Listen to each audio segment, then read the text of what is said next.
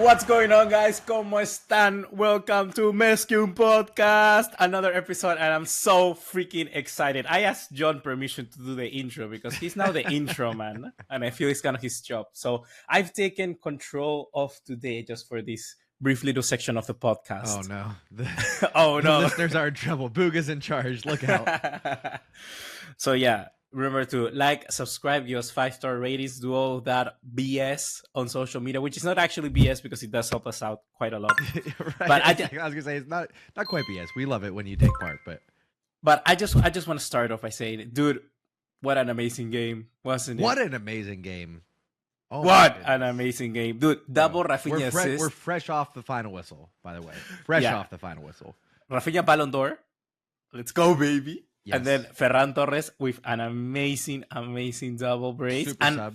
Super sub, his best position. Yeah. Lamine Yamal with a screamer, although helped a little bit, but still, it's a screamer. It's on the Lamine Yamal, Listen, it's not his miracles. It's not his best goal ever, right? But yeah, he took the shot. It went. It's the effort that counts. We're good. Exactly. And I want to give a special shout out to a player that we all recognize his longevity in the sport. And sometimes we tend to forget that he can give us moments like this, because it was Roberto Lewandowski, who 36 years old. 36 years old. 36 years young. Says the 30-year-old guy. who precisely for me was the catalyst for this comeback. I think that he particularly didn't do too good, let's say 70 minutes into the game, but everything after the 70th minute mark, it was amazing.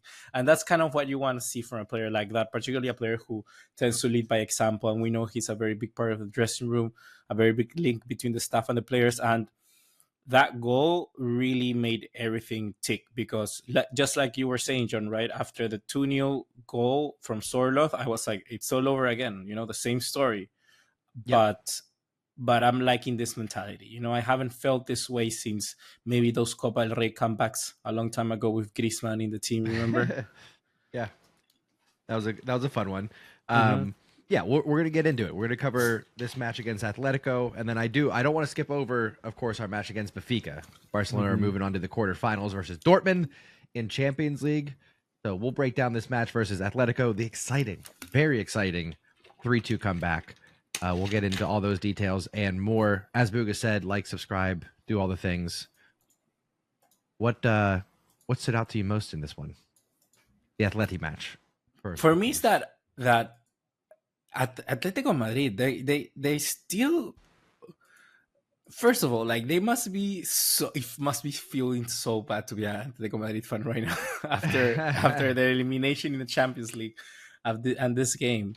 But they should be proud. Tough week for Atletico. Yeah, they're a good team, bro, and they have put us against the wall plenty of times, against the ropes, plenty of times this season already. It's the third game we've had against them, and like John said, third time's the lucky charm. Third time's the charm, yeah. So yeah, we managed to pull through, and I think that overall this is such an incredible game. But for me, the thing that I must point out is the resilience from this team from you is the most important thing. Amen. I think we saw it as well against Benfica in the very first leg in the Champions League in the round of 16. I think that this team is a little bit different in terms of mentality. When it comes down to actually how they're playing, how they're doing, for me, it's on another level. And I really have to give praise to Hansi Flick, the staff, every single individual player, because they're putting their everything to it, And I feel that within all of that, we are creating this new generation that can move past let's say, the scars of the past, right? So for me, that's the most important thing right now, because I'm seeing that resilience. I'm seeing that we are a competitive team, and I feel that can be what actually takes us all the way. But let's keep moving, and particularly the victory is just so big, it's so monumental, and I loved it that Hansi Flick never gave up. He, even though we brought in Gerard Martina, then we brought Araujo, we brought in the last substitution being Gavi, like all the substitutions I think were done at the right moment, and all of them were propelling us to getting that win. It's like he was not backing down. He wanted the win. At the end of the day, this is a win that can give you the title. And I think that it paid off, and kudos to that, because the risk, you have to live life with a little bit of a risk, you know. Mm-hmm.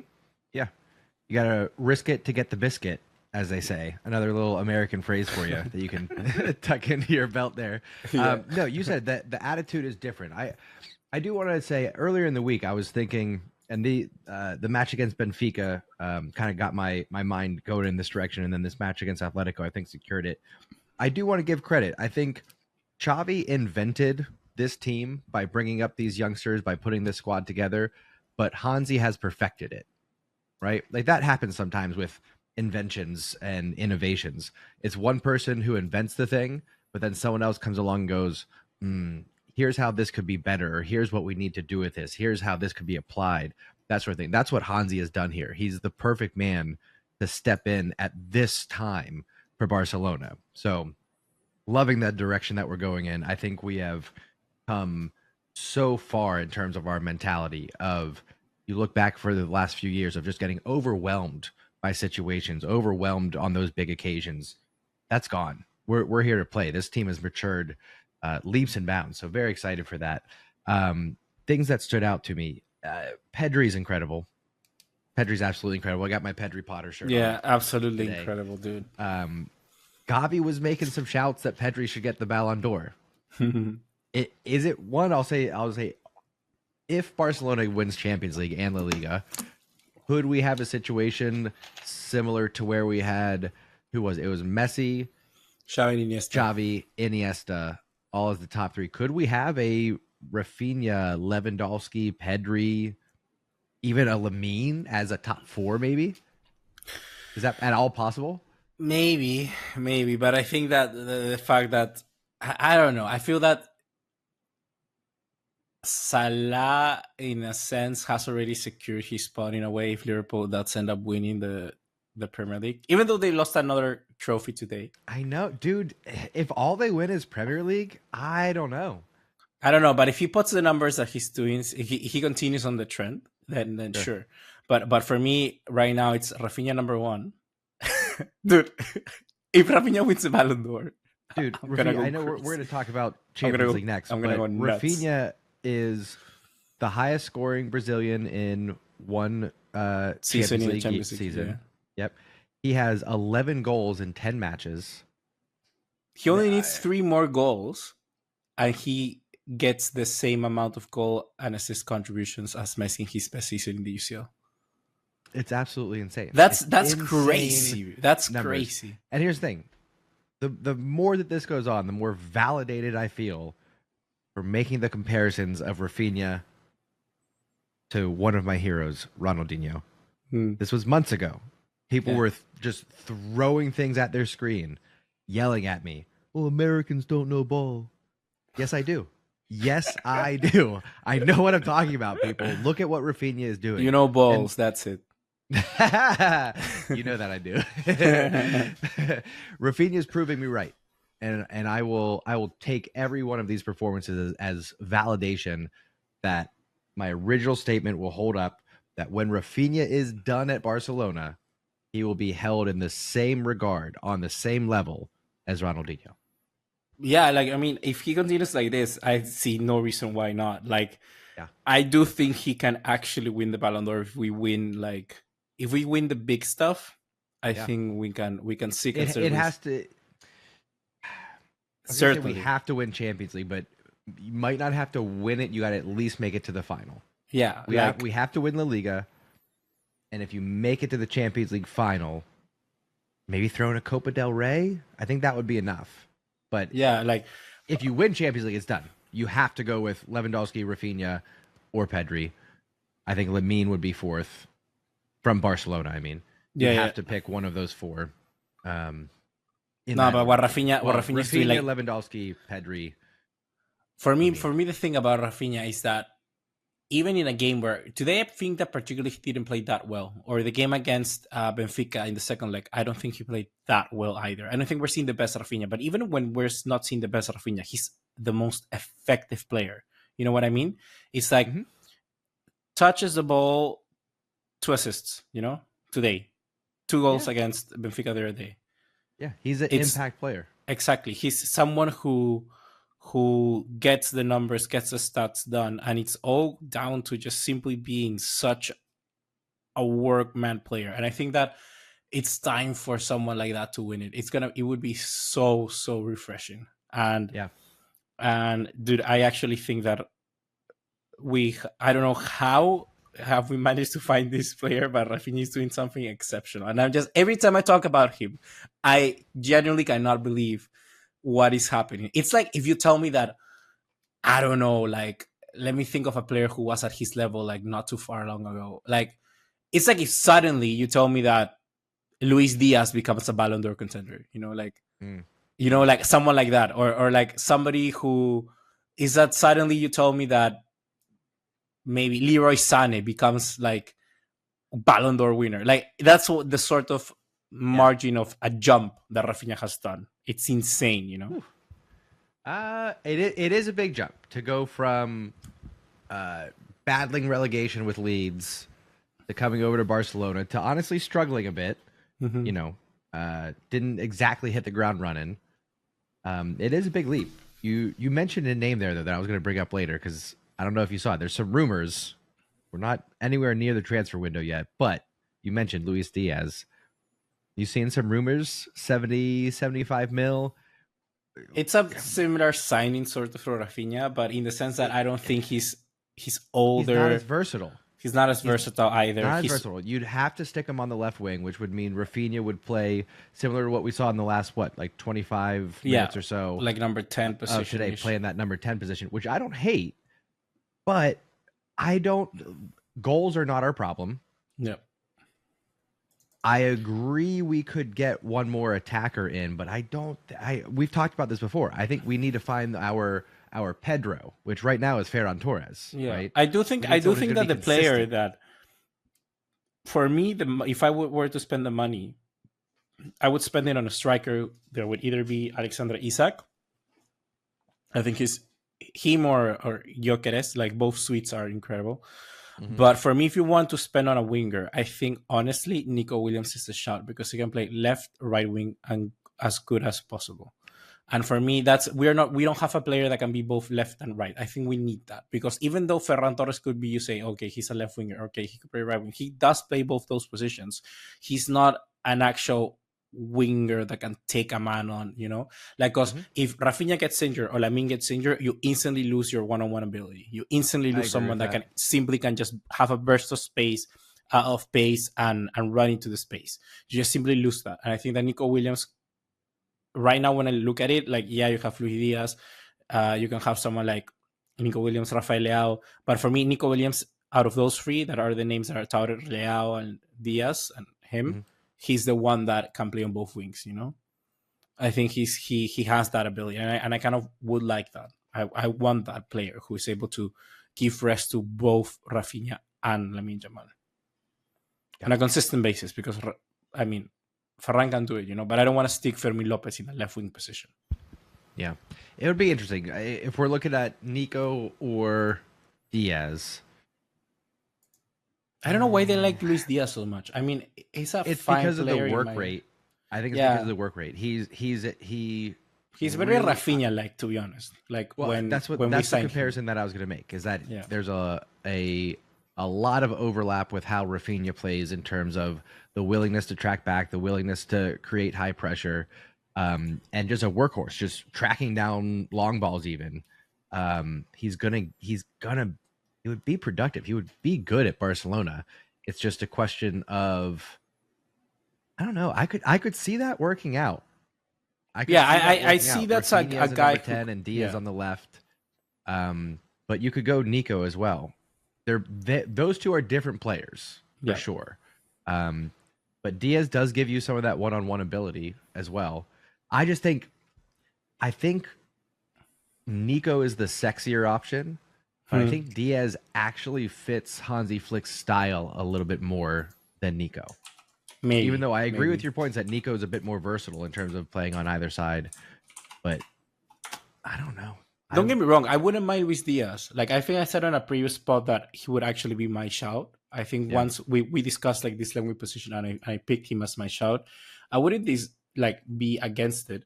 I'm just saying that for me, the versatility right now, it's like a season before Rafinha was not at this level. You know, Sure.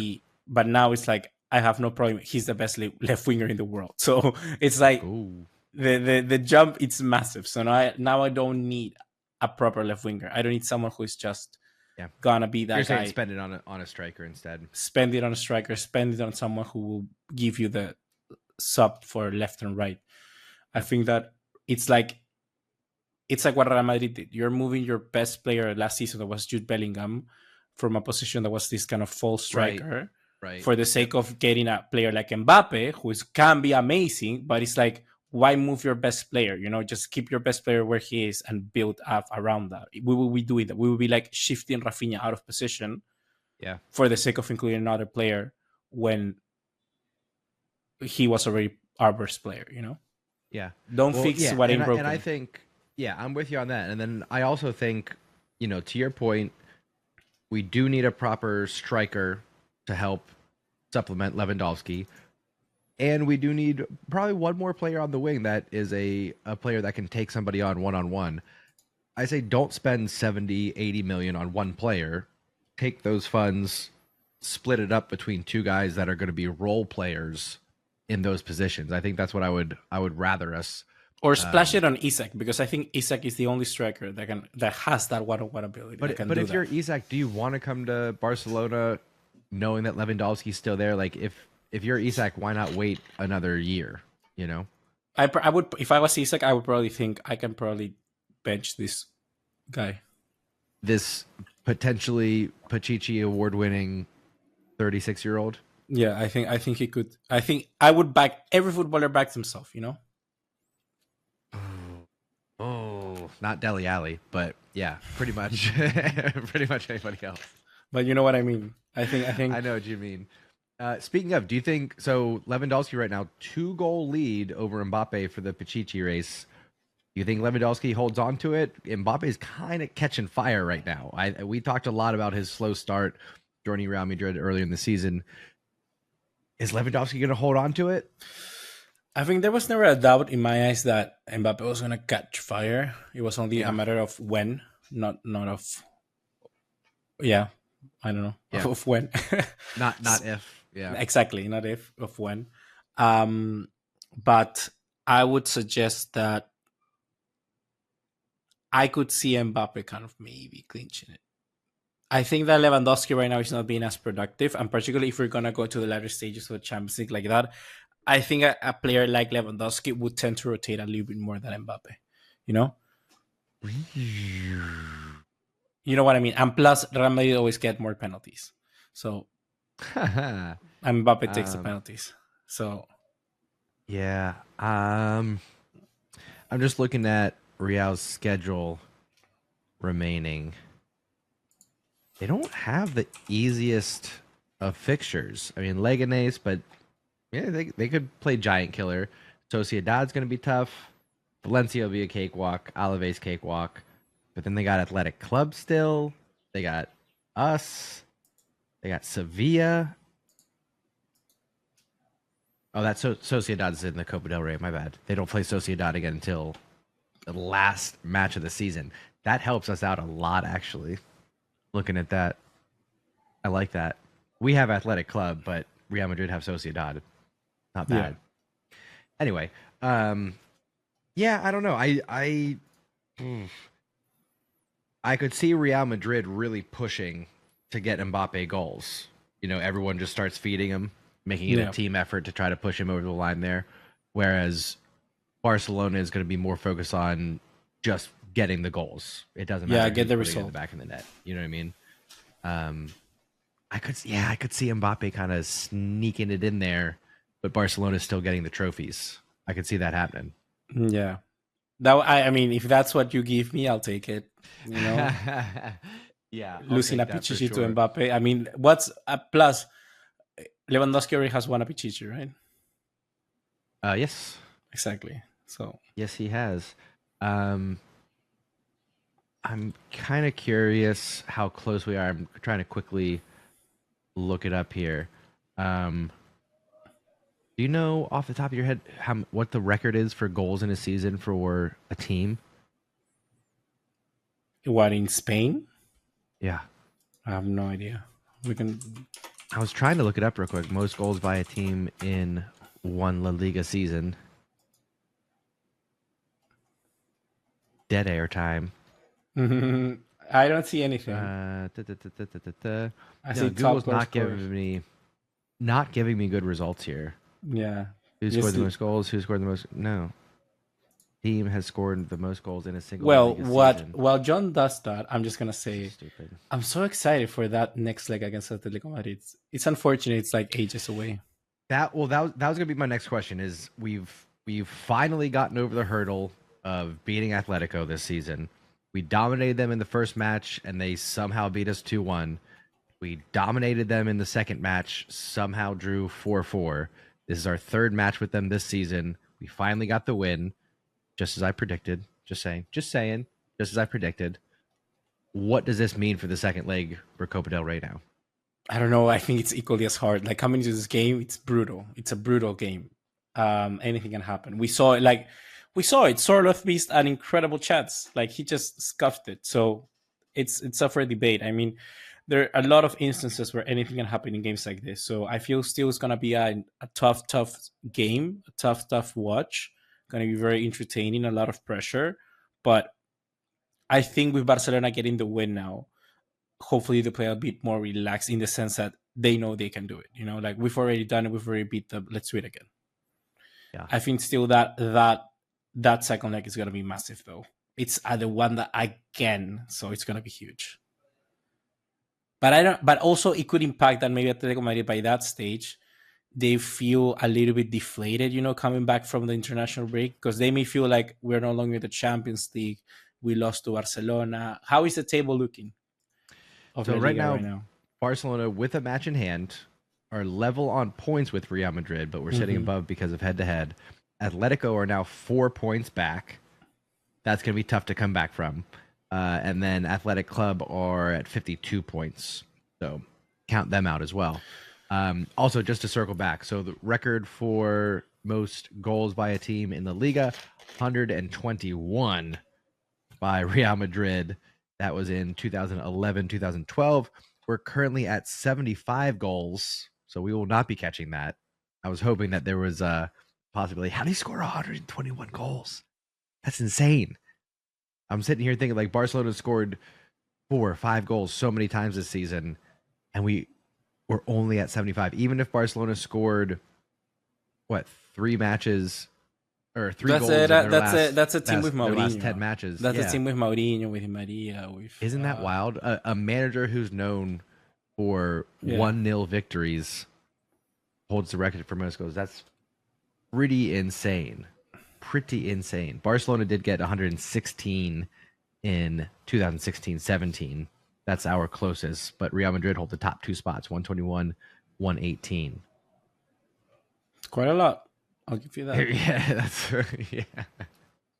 give you that. Yeah, that's quite a lot. Man, but we're looking good though. How are you feeling about our chances of winning La Liga at this point? I think they're good. If we manage to win the game against Osasuna, which we should, puts us 3 points up. 3 points over Real Madrid, 6 points over. No more. 7 points over. We wait 7 points over Atletico. Yeah. I think we're good with La Liga. I think we just have to. If we manage to win that game against Real Madrid, that's massive. That game's gonna decide everything. Like you were saying last pod, nothing's gonna be decided until that stage. I think. Yeah. Nothing will be decided. I think it's gonna be simply because of the math and how tight the top of the table is. Yeah, I would love to see Barcelona go undefeated for all of 2025. Knock on wood. I don't know if it can happen. I think it is possible that we'll slip up. We'll drop points somewhere along the line. Maybe it's even to Real Madrid. I don't see it happening. We've been humping them every time that we've been on the pitch with them. But let's just say that does happen. Wherever we drop points, I think this might come down to the last match of the season. It might come down to like we're 2 points up on Real Madrid going into the last match of the season, and it's like it's in our hands. We just have to get the win kind of deal. I could see that happening. Yeah, I could see something like that. I wanted to ask you, since we're talking about this now. Wait, are we going to talk about the Champions League Benfica game? I was just gonna say let's jump over to Okay, let's jump into League. over there, and then I'll bring it to discussion. All right, jumping into Champions League. Let's what do you this. got for me? What do I got for you coming into the Champions League? Yep. This team, once again, I think this team is different. I think it's built different. We're cooking.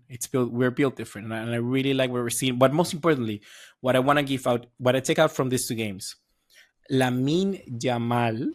I like the way that he puts his stamp on games. You know, it's like, he might not have the volume of goals to someone like Raphinha or assist to someone like Raphinha, but but Lamine Yamal is simply just out. I mean, he's the top assister in La Liga. I mean, he is Lamine Yamal.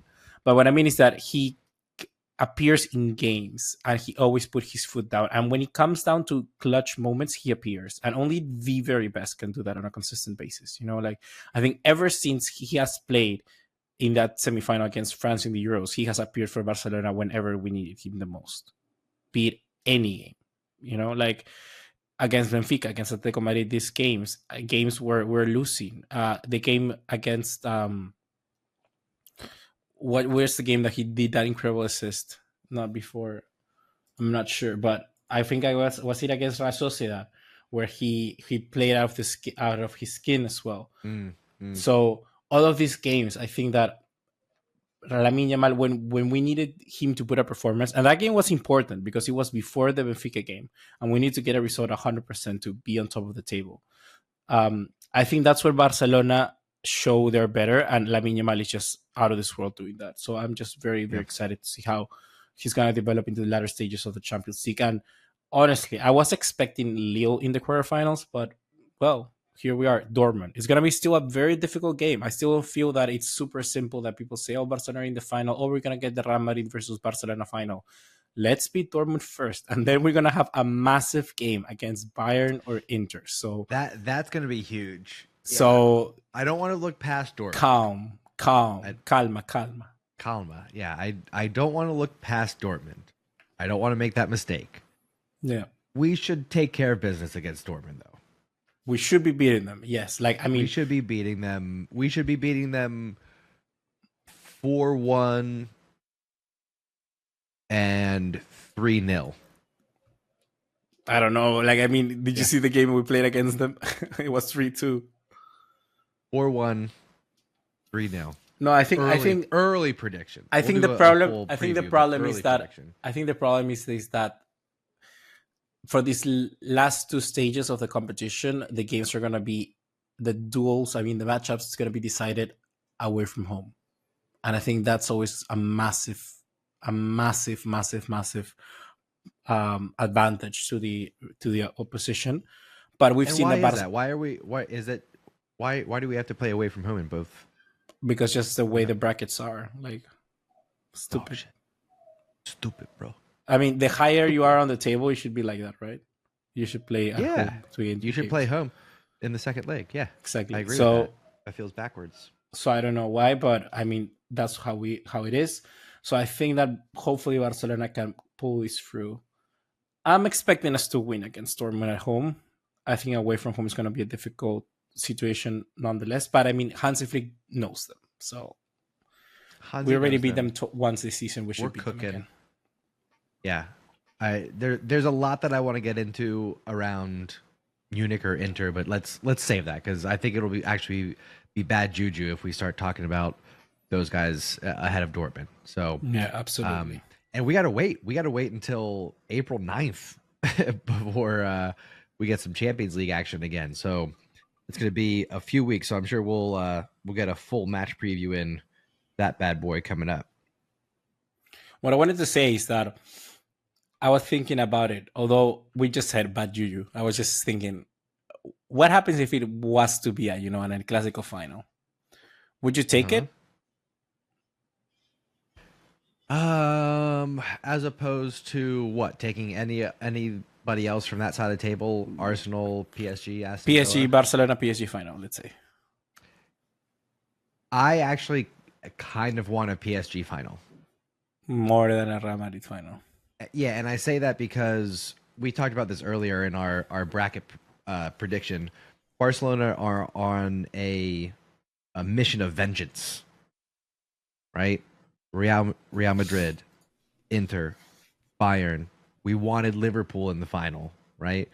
I think by the time we get to the Champions League final, we would have pumped Real Madrid into submission so many times. It's like, why keep beating a dead horse? We don't need to beat them one more time. Don't get me wrong. We beat Real Madrid. It's always sweet. We beat Real Madrid in Champions League final. We get to talk about that forever, right? Don't get me wrong. But if we've already beaten them twice in La Liga, we've already potentially beaten them at this point in a Copa del Rey final. Maybe give us a chance at PSG so we can sit Dembele's dumbass down. What I'm saying is that I'm thinking like you, but if it was a final, if, let's say it is a Real Madrid versus Barcelona final, I was thinking like I would be scared so much.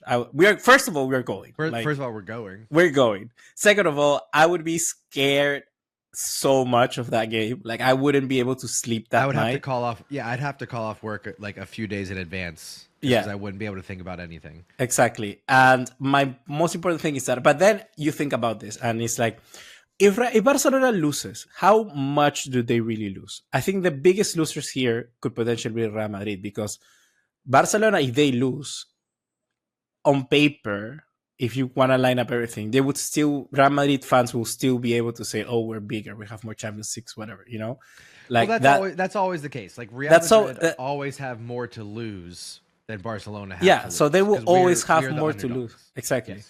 So, but even if they beat us in the UCL final, it's like they will get to talk about one more thing. Nothing would change. Sure. If you beat them, it changes a little bit for us, but it won't change anything for them. So when you really do think about it, it's like everything changes for that situation. It's like River Boca, for instance. River beat Boca in the Copa Libertadores final, and I know that they always get to talk about it.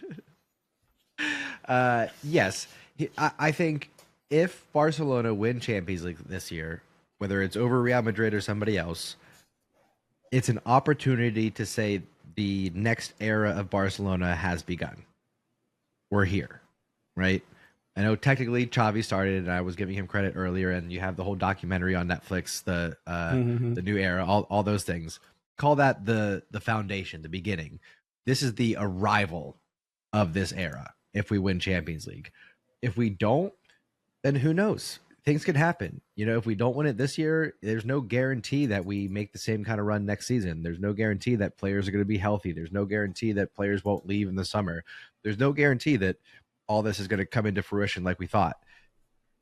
But if we win, all of a sudden we got a little extra money. All of a sudden we got some momentum. All of a sudden we got things going in our favor. And we can get that historic kind of dynasty run like we had back when Lionel Messi was with us. Yeah, no, I mean, he's not dead. I know he's not dead, but bro, it'll be 5 years next year. It's crazy, right? I honestly do not know how we were able to see Barcelona a season without Messi. Like, we got rid of Messi and we got Memphis Depay in return. Yeah, dude. Those were dark days. Yeah. I remember talking, back then we both had our individual channels going. And I remember a lot of the conversation was just reminding folks like, hey, stick with Barcelona now and ride through these dark days, because that will make it so much sweeter. You will have earned the right to call yourself a Barcelona supporter when we return to the glory days. Yeah, I mean, I know, like, I'm stopping doing content, but I kind of sometimes, it's simply because I love this club so much. It's giving me the energy of like, I just need to talk about it. I am so in love with what I'm seeing at the moment. And I know that if I come back, people are going to be like, oh, Buga's just coming back whenever because there's a win or whatnot. And I was like, I was when we freaking played Cerrinho as a left winger with Luke de Jong and Martin Braithwaite at the right. Like, shut up, Yeah. I've been everywhere. But I see every game, so you don't get who to say. He's a Barcelona fan and who isn't. Yeah, no, I'm with you on that. Okay. What else? What else we gotta get into? I mean, we talked about the comeback. I think should we talk about a little bit about now? What do you what do you what Frankie De Jong was not fit, or what happened with him? Was he sick? I don't know. I didn't read anything on Twitter Gosh, we're such good journalists and because I was surprised that podcasters. Eddie Garcia came in, but I think it did make sense, even I though like that move actually. yeah, I like it did Garcia make coming sense. in as a CDM late in the match. I don't mind that at all. I was a little bit surprised to see Araujo come in at right back late. Yeah, I guess it probably is to try to mark, the advancements of who was playing on the left hand side for them, Riquelme at that stage. Yeah. But I also wanted to pinpoint out. I think I just read here on Twitter, but it's a very good point that the comeback did start. I think overall with Inigo Martinez and his intensity to win the ball back Mm-hmm. Mm-hmm. after Solo's goal. He gave the assist to Lewandowski as well. So I think that that's a player we really need to give a lot of shout out because he's not only performing as one of the best defenders in La Liga. Like I think he is one of the best defenders in Europe at the moment. He really is Yeah. up there. Yeah, I'm and really great liking on the what I'm ball too, seeing. like we saw today.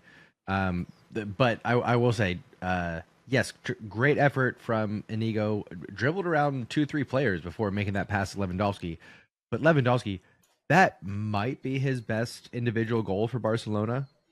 Not in Mm, terms of like biggest moment or like biggest goal, but in terms of just the technique, the precision, bringing it down with your chest, half volley with his weak foot.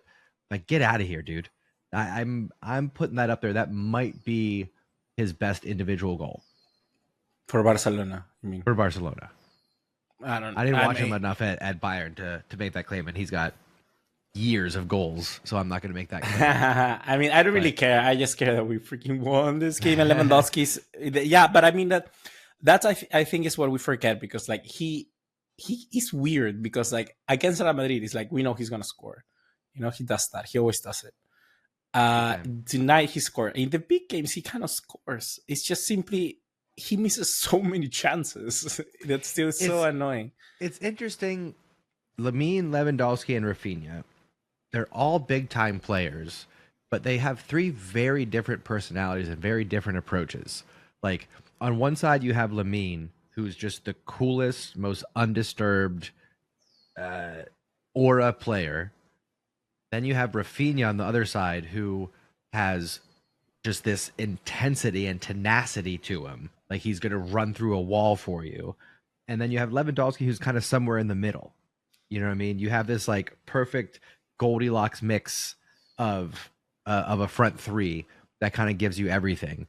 And it's interesting to me that all three have a different version of a winner's mentality, if that makes sense.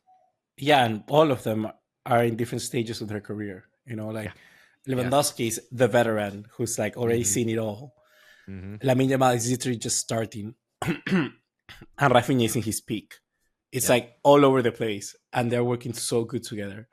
Were Yep. you surprised for Casado introduction? Like, even though let's say we knew that Frankie wasn't. No, I Injured mean, I think he's the right choice. Obviously, when Frankie's not available, I think early in the season when Frankie De Jong was still worried about his ankle and wasn't really match fit, it was a little bit more of a toss up. But really, since the start of the new year in 2025, I think Frankie has proven that that's his spot.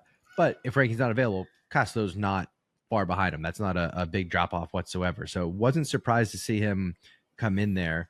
And he needed a match. I think Casto needed a match to come in and get sharp. Again, we're heading into a busy time of the year. We do have the international break coming up, but we've got the Copa de Catalunya on Wednesday. Still curious to see what kind of squad we put out for that. But international break coming up, but then after that, it's a lot of football between La Liga, Champions League, and Copa del Rey. So good opportunity to get him some minutes, get him match fit. Gavi's another player that I would love to see get some minutes here as soon as we can get him. 90 minutes would be great, I think, for Gavi. And then kind of a pivot, but one player I want to make sure we don't overlook here. Chesney, again, has been looking phenomenal. Even when he, one, still undefeated, knock on wood. Two, the mistakes he was making earlier when he was first replacing Pena, the mistakes he was making, coming out a little bit too late or coming out when he shouldn't come out, that seems to be cleared up. He's really reading the game a lot better than he was in terms of when to intervene, communication with that back line. He just brings this steadiness to Barcelona right now. So definitely shout out to Chesney as well. Yeah, I think that's one of the things that you can really point out when you say that why Flick stuck with Chesney. I think that those are the things that are not quite concrete that you can really pinpoint and say, oh, he has this many clean sheets. These are the saves that he's done. Those are things that sometimes you can simply not put into sort of analysis and numbers. I read also here a tweet that I think is very good. Flick has made us miss Frankie de Jong when he's not on the pitch and make us happy when Ferran Torres is. Like he has changed that mentality. That's insane, bro. Yeah. I'm very happy for Ferran. I think that he is making the most out of the opportunities that he's been given, and that's everything you could ask of a player in his position. I'll be curious to see if this success leads to him looking outside of Barcelona. I don't know. I think he stays. He's 100% the Shark. I mean, if he goes, I go. That's as simple as that. Shut up, Puga. No. There's no We've way. already talked about it. There's no way. If you follow Ferran away from this club, I swear. If he goes to freaking Aston Villa, I start myself a Aston Villa podcast. No, I could see him going to like an AC Milan or who else comes to mind? I can't see him going anywhere else in La Liga. I don't know, but I mean, I don't see him leaving. I'll say that actually. I think that's why I'm struggling to think of a club that he would maybe fit at. I don't see him leaving. I don't. But no, if he keeps performing this way, essentially he becomes Pedro. Yeah. Like right now, Ferran is as close to Pedro as we have. We'll come off the bench. We'll start the matches that are less priority for us. If he's happy in that role, awesome. Absolutely awesome. I just don't know as a competitor if he'll want to maintain that, if that'll be his career, Dude, if you give me the career of Ferran right now, I'll take it.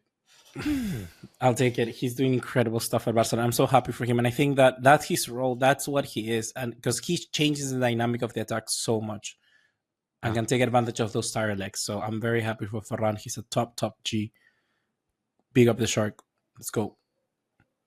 Love it. All right. I think that just about does it, Buga.